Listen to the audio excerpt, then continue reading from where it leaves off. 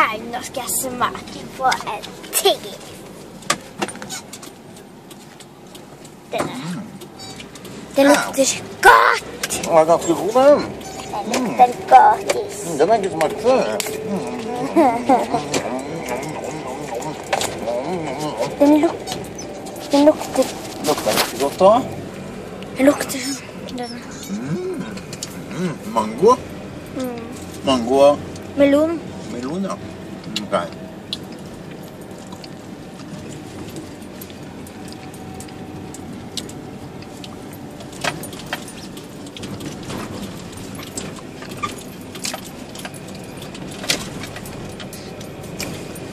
Den var veldig god. Ja, bra det.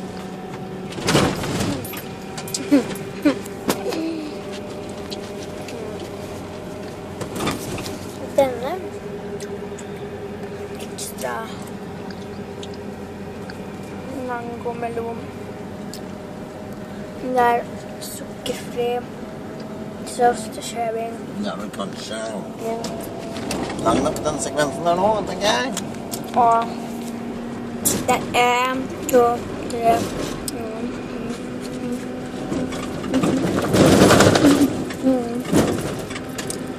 14 i denne pakka.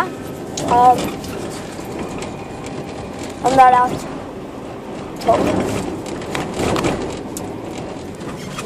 Godt, det var godt!